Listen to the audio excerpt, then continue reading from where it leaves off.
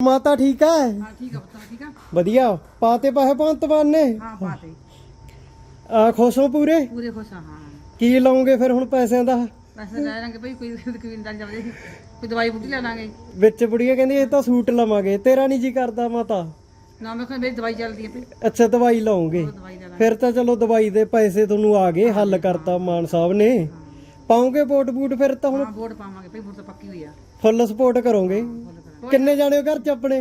ਘਰ 'ਚ ਅਸੀਂ 5 ਜਾਣੇ ਆ। 5 ਜਾਣੇ ਹੋ, ਮਤਲਬ ਵੀ ਹੋਰ ਹੈਗੀ ਆ ਔਰਤ ਘਰੇ ਕੋਈ? ਮਤਲਬ ਹੈਗੀ ਇੱਕ ਨੂੰਹ ਆ ਮੇਰੀ, ਨੂੰ ਹੈ, ਉਹਨੂੰ ਵੀ ਆਏ ਹੋਣੇ? ਉਹਨੂੰ ਵੀ ਆ ਗਏ ਹਾਂ। ਕਿੰਨੇ ਪੈਸੇ ਆ ਗਏ?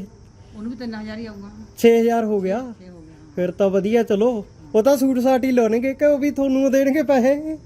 ਉਹ ਆਪਣੀ ਮਰਜ਼ੀ ਉਹ ਲੈ ਲੈਣਗੇ, ਤੁਸੀਂ ਕੀ ਲੈਣ ਨਹੀਂ। ਅੱਛਾ ਬਾਕਾ ਜੀ ਆਪਦੀ ਲੈ ਲੈਣਗੇ। ਚੱਲ ਵਧੀਆ ਫਿਰ, ਕੋਈ ਆ ਜਾਂਦੇ ਨੇ ਘਰ 'ਚ ਜਵਾਕਾਂ ਦੀ। ਠੀਕ ਹੈ। ਚਲੋ ਕੋਈ ਦੋਤਾ ਆਉਂਦਾ ਹੁਣ ਛੁੱਟੀਆਂ 'ਚ, ਉਹਨੂੰ ਦੇ ਦੋਗੇ ਪੈਸੇ? ਇਹ ਵੀ ਆਊਗੀ ਠੀਕ ਹੈ। ਆਈ ਹੋਈ ਆ। ਅੱਛਾ ਅੱਛਾ, ਕਰੋਗੇ ਸਪੋਰਟ ਪੂਰੀ ਫਿਰ ਤਾਂ? ਪੂਰੀ ਕਰਾਂਗੇ ਫੁੱਲ।